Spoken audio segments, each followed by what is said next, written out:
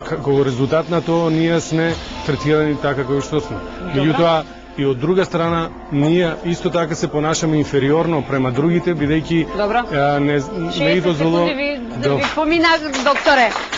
Господин Филип Петров. Проблемот со визите од страна на Европската унија и повеќето држави во светот не е измислен проблем само за Македонија. Тој е многу екзактен проблем и има точна дефиниција како се решава.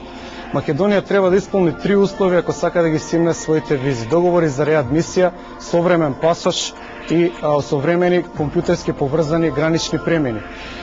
Партијата која што представникот од другата страна се пофали дека може да свикува партиски самити, 4 години беше на власт и за 3 последни години од нивниот мандат не е подпишан ни еден договор за реадмисија и ниту еден договор не е ратификуван во собранието. Господин Макрадули е пратеник, може да потврди јавно пред сите нас колку договори во претходниот мандат како пратеник ратификувал за реадмисија.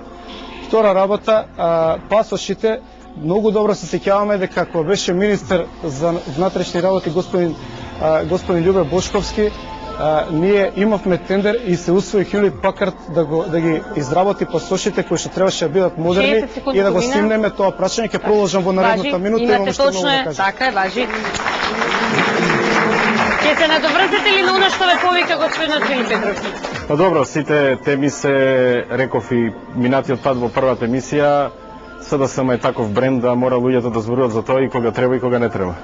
Ние не зборуваме за тоа и не алоцираме проблематиката да се олесни или да се укини визниот режим за граѓаните на Република Македонија, туку секој си бара некој виновник, а само не е тој самиот.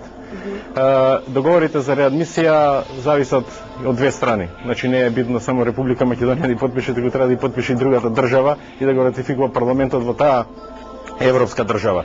И интегрираниот систем за контрола на граничните премини е завршен, и тендерот за пасоши после долга процедура се заврши, и правната регулатива е затворена. Значи, имаат во овој момент и со почнати преговори за олеснување. Владата на ВМРО ДПМН волеј, можат да пуцаат.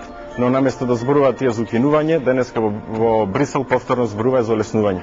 Она што мора да биде нашиот настап е да се бориме за укинување на визите, а не за олеснување на визниот режим. Благодарам, господин Јани Макрадули. Како вие би го решили овој проблем? Еве, велиме дека не треба да зборуваме за олеснување, треба да говориме за укинување. Колку вие предвидувате време, за колку време ние така ќе се отвориме кон Европа? Па ние ќе се отвориме зависно од тоа како ќе изработиме целата оваа работа. Значи, без правна регулатива не може да очекуваме дека и без сите оние закони кои се неопходни, кои важат во Европската унија и кои треба да се донесат кај нас, не можеме да очекуваме дека ќе не пуштат слободно да шетаме низ Европа. Значи, тоа е факт кој треба сите да го прифанеме, да го сватиме и да одговорноста да не ја префрламе на СДС или ВМРО или не знам на кој,